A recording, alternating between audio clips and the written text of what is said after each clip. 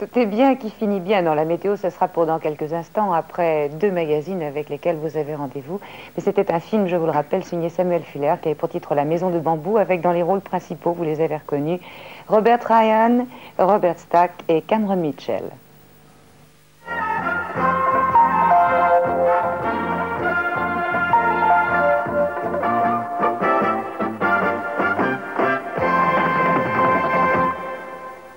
Maintenant Raider dure bien plus longtemps. Le snack longue durée grandit de 10%. 10% de biscuits en plus. De chocolat, de caramel en plus. À partir de maintenant, Raider est bien plus grand. Le snack longue durée dure encore plus longtemps. La propreté des WC, c'est un tout. Il faut le désinfecter. Le récurer. Le désodoriser. Le détartrer. Tous ces produits sont incomplets. Place au super nettoyant Lacroix WC. Super épais, il contient 4 agents actifs. L'agent détartrant dissout le tartre. L'agent bactéricide désinfecte radicalement. Les 2 agents nettoyants, récurent à fond, suppriment les odeurs. Quand on est super épais, on est forcément plus efficace. Lacroix WC, la désinfection et la propreté intégrale des WC. Tiens, il s'est offert une nouvelle voiture, Toyota Camry. Excusez-moi de vous déranger, mais les feux de votre voiture sont restés allumés. Ma voiture. Vous serez... Super. Je l'ai surtout acheté pour son espace et son confort. Mais entrez donc. Oh, vous croyez? Si, allez, si.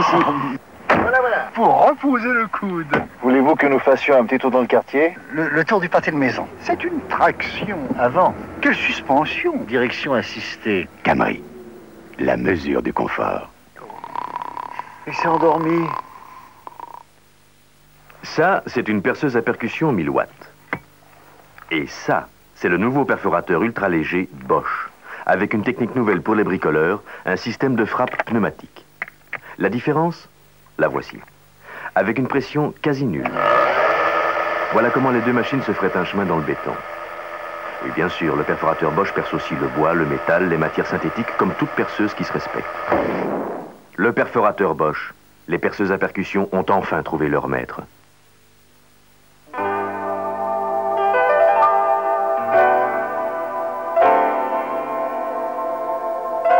Doucement, délicatement sous vos doigts, avec tout le savoir de Diadermine, votre peau s'illumine, votre teint prend tout son éclat. Diadermine, la beauté entre vos mains. Diadermine.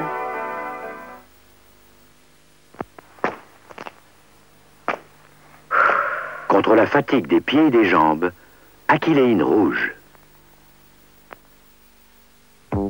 Tout sur vos vedettes préférées. Des reportages, des dossiers et plein de photos. Ciné-revue, des programmes TV plus clairs, plus complets, plus précis. Ciné-revue en vente chaque jeudi.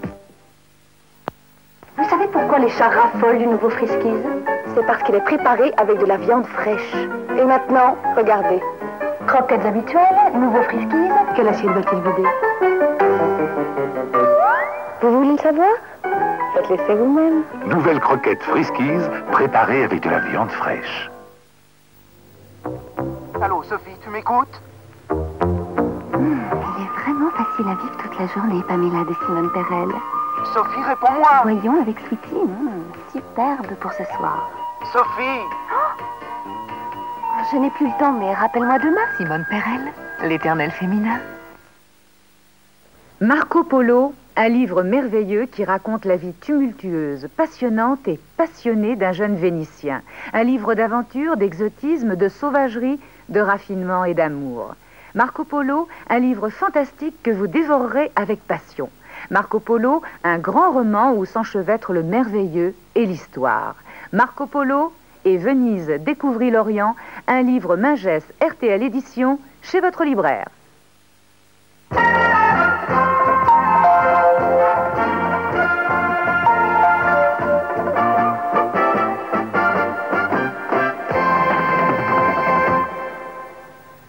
Comme 2 fois par mois, le jeudi soir, nous avons rendez-vous avec le magazine Essai, avec la collaboration du Moniteur de l'automobile. Et ce soir, le magazine Essai va vous parler de la Fiat Uno.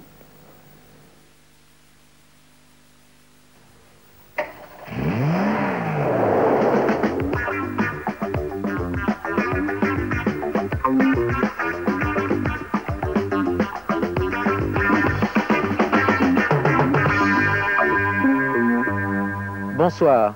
Comme à l'habitude, notre émission Essai vous propose 2 sujets. En deuxième partie de l'émission, notre info auto sera consacrée à la manière et surtout à l'utilité de l'homologation des voitures pour le marché belge. Homologation bien sûr réalisée par le ministère des Communications. Avant ça, nous vous présentons l'essai routier d'une toute nouvelle voiture qui vient d'apparaître en Belgique en même temps qu'elle est introduite sur la plupart des marchés mondiaux. Il s'agit de la Fiat Uno 55S. Le constructeur italien Fiat sort bel et bien de sa léthargie. Il présente aujourd'hui la Uno, dont la destinée est de remplacer la Fiat 127. Cette succession est bien difficile. La Fiat 127 a supporté le constructeur au travers des récentes années de crise. Certains en ont dit qu'elle était une grosse panda, et ils n'ont pas tout à fait tort. La Uno rejoint la mode des lignes rondes qui parviennent à cacher des formes réduites et pratiques. Fiat a aussi évité toute arête néfaste au CX, qui est dans le cas de la Uno de 0,34. Tout comme pour la Panda, le pare-brise n'est dégagé que par un seul essuie-glace. Le second balai n'est pas tout à fait oublié puisqu'il dote le haillon arrière. Remarquez en passant le mini-aileron au sommet du haillon. Les vitres arrière à compas sont réservées aux finitions S. L'absence de gouttière est compensée par ce profil de caoutchouc efficace en cas de pluie. Sur la version essayée, les poignées de porte étaient oubliées au profit de ces loquets peu pratiques. Ici aussi, le souvenir de la Panda est évident, mais avec un peu plus de fini, un peu plus de sérieux. La planche de bord est très lisible, elle est bordée par des satellites de commande qui n'ont pas le pratique des systèmes mis au point par Citroën. L'idée du cendrier mobile est également ingénieuse, mais la tâche n'est pas suffisante pour soutenir en toutes circonstances. Les sièges avant sont suffisamment confortables, à noter leur mouvement idéal pour l'accès à l'arrière pratique pour les enfants. Quant au dossier arrière, il est inclinable en 2 positions. Sous le capot, on retrouve une mécanique connue. Dans la Uno 55S, il s'agit de l'ancien 1100 de la 128 développant 55 chevaux d'Inn. Il est associé à une nouvelle boîte de vitesse à 5 rapports. L'ensemble est bien entendu placé transversalement, suivant la technique lancée dans la Fiat 128, une technique due à l'ingénieur Giacosa.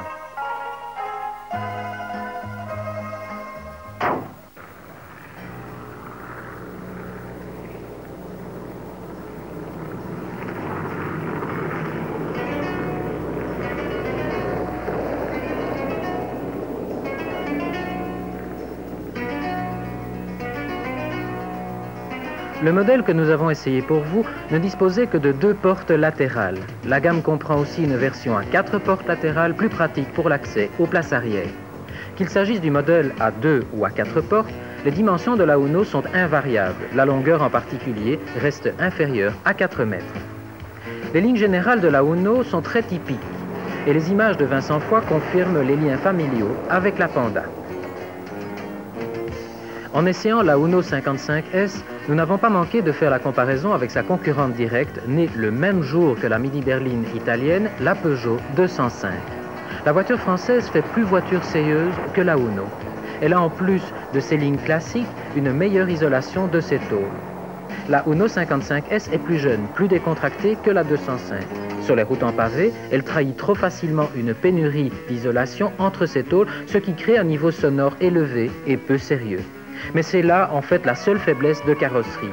Sur tout autre revêtement, la Uno 55S est particulièrement silencieuse. Sur ces routes, comme en ville, comme sur autoroute, la Uno 55S est plaisante à conduire. Sa direction est un chef-d'œuvre de légèreté et de précision, et même à l'arrêt, le volant se tourne vraiment du bout des doigts. La Uno 55S tient aussi remarquablement la route. Elle utilise à l'avant une suspension classique McPherson, mais reçoit un tout nouveau train arrière à essieu en U. L'ensemble est efficace, qu'il fasse beau ou pluvieux, que la route soit lisse ou pas. Par contre, les suspensions manquent un peu de souplesse pour être vraiment confortables. Elles rebondissent trop sous les inégalités de la route. Là, les constructeurs français ont vraiment toujours de meilleures recettes. La Uno 55S est alerte, dynamique et se faufile partout avec agilité. De plus, elle consomme vraiment peu et ceci est une surprise agréable car Fiat n'a pas toujours été le champion de la consommation. Celle-ci fut en moyenne, tout au long de notre essai, de 7 litres 3 au 100 km. Pas mal, en vérité, ceci n'empêche évidemment pas la voiture de rouler fort vite, en tout cas pour sa catégorie, puisque sa vitesse maximum fut de 151 km/h. Le moteur 1100 de la Uno 55S est semblable à celui adopté dans les 128 d'antan et que l'on retrouve encore aujourd'hui dans les berlines Zastava. Dans la Uno 55S, il est vraiment à l'aise. On a dit qu'il était performant, mais si on en veut une preuve supplémentaire, il se contente de 4 litres 3 au 100 km à 90 km/h et de 6 litres 2 à 120 km/h. Voilà qui est vraiment très peu.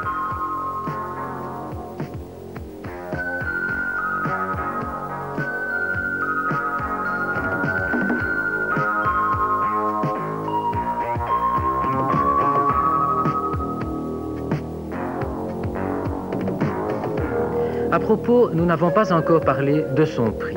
Il est fixé à 183 000 francs en version 3 portes. C'est un prix justement proportionné, surtout pour une toute nouvelle voiture.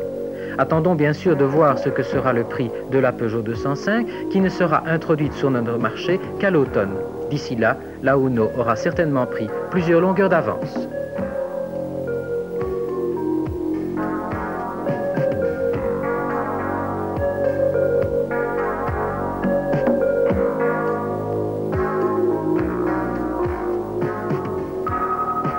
Ne croyez évidemment pas ici au hasard. La Uno 5 portes que nous vous présentons maintenant ne passait pas par là, tout à fait à l'improviste.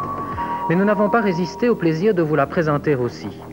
Les différences par rapport au modèle essayé, elles sont très simples. D'une part, 4 portes latérales bien sûr, des poignées de porte apparentes et bien plus pratiques que sur la 2 portes, des petites vitres arrière fixes et un prix légèrement supérieur puisqu'il est fixé à 192 900 francs, soit 10 000 francs de plus que la version 3 portes, bien sûr ce prix étant hors TVA.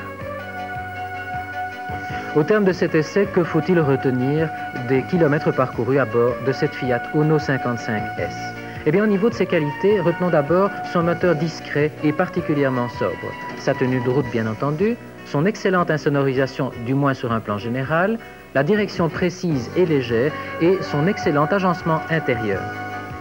Au chapitre des défauts, nous aurions souhaité une suspension un peu moins rebondissante, une commande de boîte un peu plus ferme et un peu plus agréable, un tableau de bord plus pratique surtout au niveau des commandes, un freinage qui soit un peu plus ferme et plus endurant, et surtout une banquette arrière non pas unique mais en 2 parties, ce qui aurait permis d'avoir une place supplémentaire à l'arrière.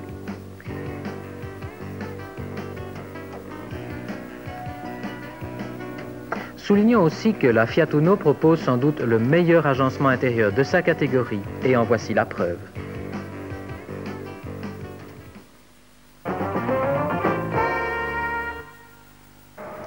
L'immatriculation d'une voiture automobile en Belgique, comme dans la plupart des pays européens, représente un certain nombre de formalités, ce qui représente aussi souvent un certain nombre de difficultés.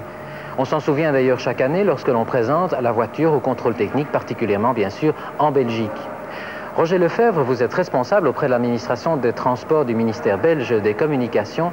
Que représente cette petite plaquette située en dessous du capot moteur et que semblent beaucoup rechercher les contrôleurs techniques lors justement du contrôle technique de la voiture?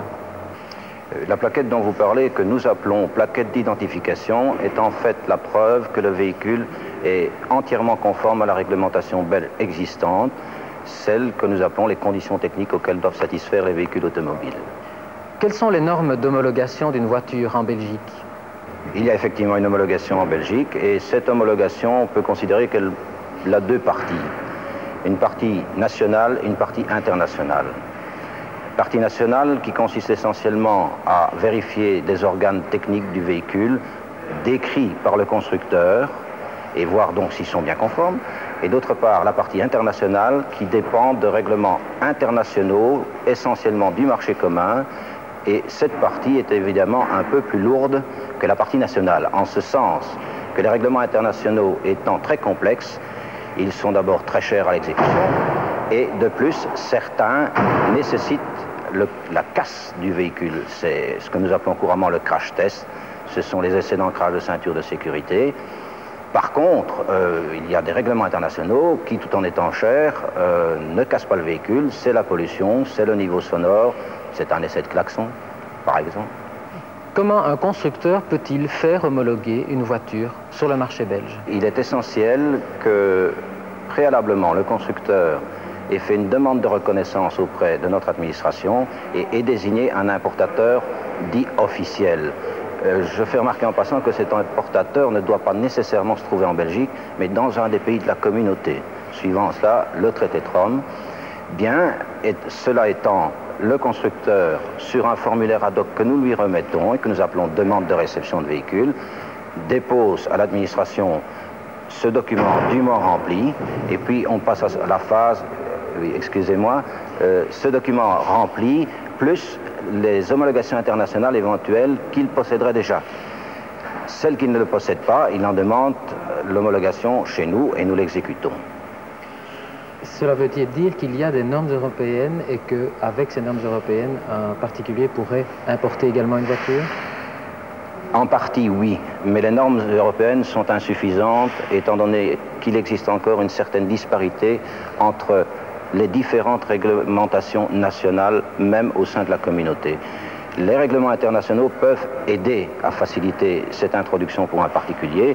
De toute manière, en Belgique, il existe une procédure spéciale pour des véhicules importés de l'extérieur. C'est ce que nous appelons la fameuse procédure de conformité qui se fait soit via le contrôle technique, via l'importateur lui-même. Merci Roger Lefebvre. Une donnée importante à propos de cette plaquette PVA dont on vous parlait en début d'info auto représente les deux données qui sont inscrites et qui sont très importantes pour vous, utilisateurs. La première de ces deux données représente le poids maximum du véhicule, c'est-à-dire le poids total que le véhicule peut supporter à pleine charge. La deuxième donnée représente le poids maximum du train autorisé pour le véhicule, c'est-à-dire le poids de la voiture, mais également le poids de la remorque. Une donnée très importante est en fait le poids maximum de la remorque. Ne vous laissez pas prendre lorsque vous achetez une caravane ou une remorque, il y a là une donnée très importante pour ne pas se faire piéger par exemple au contrôle technique. Voilà, notre émission se termine. Nous nous retrouvons bien sûr dans 15 jours avec au sommaire de notre émission un nouvel essai routier, celui de la toute nouvelle Honda Prélude. Bonsoir et à dans 15 jours.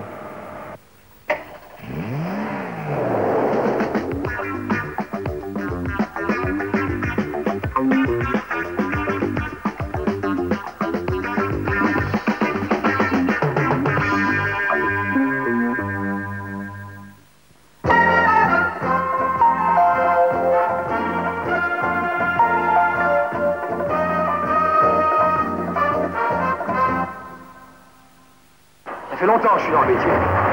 Et ben franchement, l'huile Black Gold, elle m'épate. Savez-vous qu'elle peut diminuer votre consommation de carburant entre 4 et 21%? Et tout ça parce que Black Gold contient du graphite, un lubrifiant solide qui réduit les frottements mécaniques. Le moteur fournit moins d'efforts et vous pourrez faire plus de kilomètres entre deux pleins. Un peu comme les chameaux. Rendez votre voiture aussi sobre qu'un chameau. Black Gold économise l'or noir.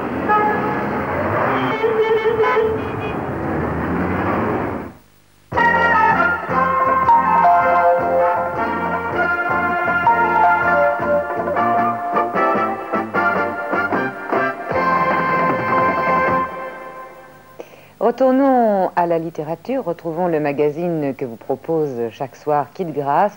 Ce soir, c'est Philippe Solers qui va présenter son dernier livre qui a pour titre « Femme ».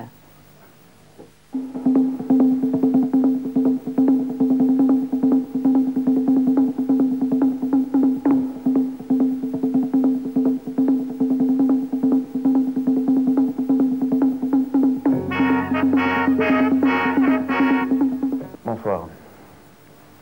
Je crois qu'un danger nous menace. Le danger de la conquête féminine. Oui, car, contrairement à ce qu'on peut croire, il n'y a pas trois races sur Terre, il y en a deux, les hommes et les femmes. Et les femmes sont en train de mettre la main sur tout. Elles sont en train de gagner du terrain. Elles sont en train de vaincre des citadelles jusqu'alors réputées invincibles. Contrairement à ce qu'on pourrait croire, la Troisième Guerre mondiale est commencée. La guerre des hommes contre les femmes. Philippe Solers, vous sentez-vous menacé Et non, absolument pas. Parce que d'une part, je suis un agent double et j'observe les mouvements des différentes troupes et je peux toujours vendre mes informations à un côté ou à l'autre. Par conséquent, je suis dans une situation un peu privilégiée. D'autre part, vous parlez de guerre mondiale, mais c'est peut-être la seule guerre qui a jamais eu lieu, qui a donc couvert absolument tout le temps. Les guerres n'ont peut-être été que des épiphénomènes, des phénomènes secondaires par rapport à cette division fondamentale. Mais en réalité, dire ça sous cette forme plaisante aujourd'hui, c'est dire quand même quelque chose de très, très important, parce que finalement, l'idée du livre, c'est que pour la première fois dans l'histoire de l'humanité, il y a des possibilités techniques que nous connaissons pour contrôler la reproduction des corps, hein, et que petit à petit, par un transfert de pouvoir, alors qu'il ne se sera jamais vu, l'espèce humaine en elle-même va décider à travers les femmes, donc les femmes sont de plus en plus conscientes de cela, chimiquement, médicalement, gynécologiquement. Donc voilà, donc c'est quand même ça le fond du problème. Pour la première fois, cette chose-là est désormais pensable consciemment, n'est-ce pas, c'est de la reproduction. Et je crois que ce petit fait-là, en réalité est énorme et va bouleverser complètement tout, l'imagination, la façon de vivre des gens entre eux, etc. En fait, votre livre est un livre prophétique. Non, je crois que c'est simplement, oui, par certains côtés, c'est une prophétie un peu drôle, c'est-à-dire je présente ça comme, en effet, un complot, j'essaye de faire tourner ça à la science-fiction, nous sommes dans une époque de science-fiction, mais c'est un constat aussi, c'est-à-dire que je prends acte simplement de ce que j'observe, de ce que j'expérimente dans ma vie elle-même, aujourd'hui, c'est-à-dire la tension, la guerre des sexes, c'est-à-dire là nous sommes en pleine actualité et je crois que ça se manifeste de plus en plus fortement, un petit peu en retard en Europe, mais d'une façon déjà tout à fait avancée aux États-Unis, et c'est pour ça que mon narrateur dans ce livre est présenté comme étant un journaliste américain. Je vous remercie infiniment. Alors, si vous êtes fin stratège et de surcroît journaliste et célibataire, je vous conseille... Et même pas célibataire. Même pas célibataire. C'est un très bon livre d'espionnage. Voilà, c'est un très bon livre d'espionnage. Femme de Philippe Solers chez Gallimard. Merci. Lundi, Jean-Pierre Tison et Mehdi Charef boiront le thé au harem d'Archi Ahmed.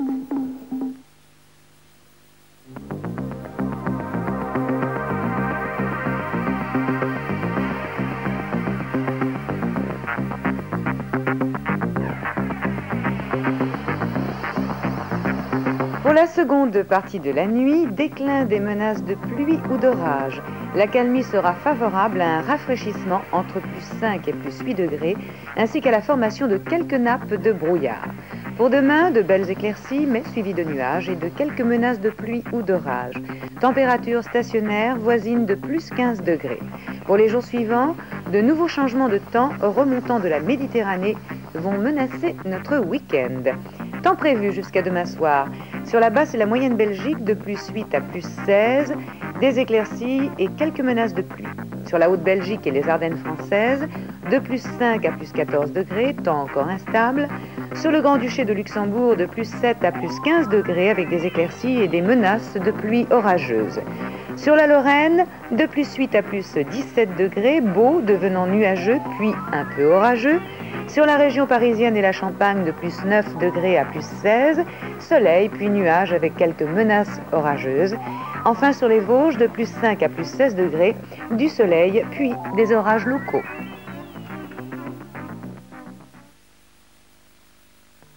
Les horlogers conseils affichant le label Elva vous donnent l'heure exacte sur RTL Télévision.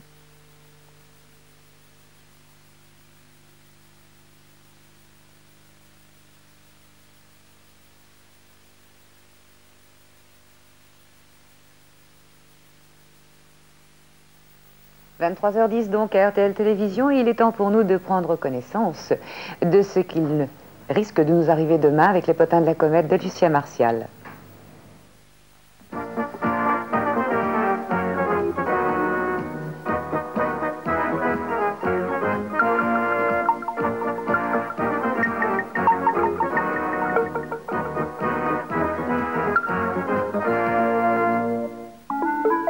Natif de la Vierge, n'allez surtout pas gaspiller